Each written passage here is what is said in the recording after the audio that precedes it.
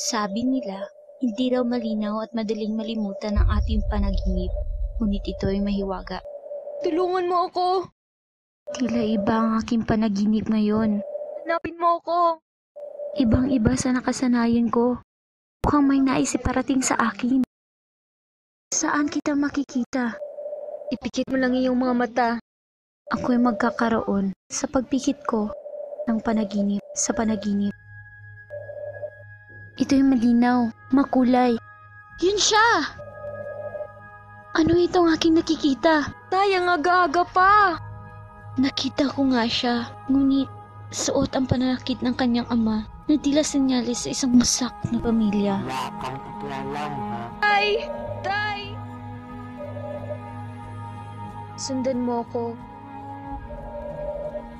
May pangyayari na naman ako nasaksihan at ang bilis naglaho. Heto na naman! Tila may pinapakita siya sa akin na agad-agad na lang nawawala. Kahabol ka pa!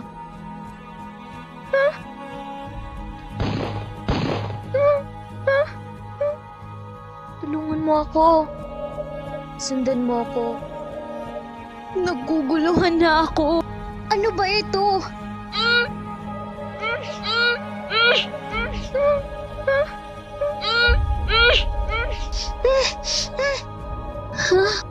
Sino ba siya?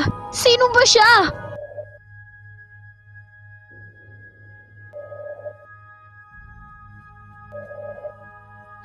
Wag!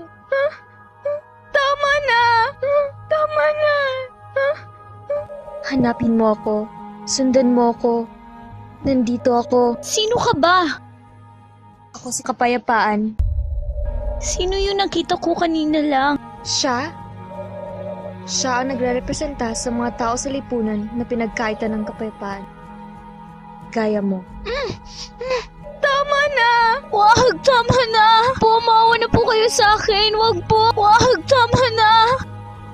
Ipinakita ko sa iyo ang mga pangyayaring ito upang mapagtanto mong di ka lang nag-iisa sa mundo. Paraan ko ito para bigyan ka ng lakas ng loob. Ngunit magpahanggang ngayon, iniisip mo pa rin ang iyong nakaraan. Wag! Tama na! Pinagkaitan mo ng kapayapaan ang iyong isipan. Sinubukan mong ilaglag ang iyong dinadala pero hindi ka nagtagumpay. Marahil may malaking plano ang Diyos sa iyo. Kung gusto mong magkaroon ng kapayapaan, kalimutan mo ang iyong nakaraan at isipin ang iyong hinaharap.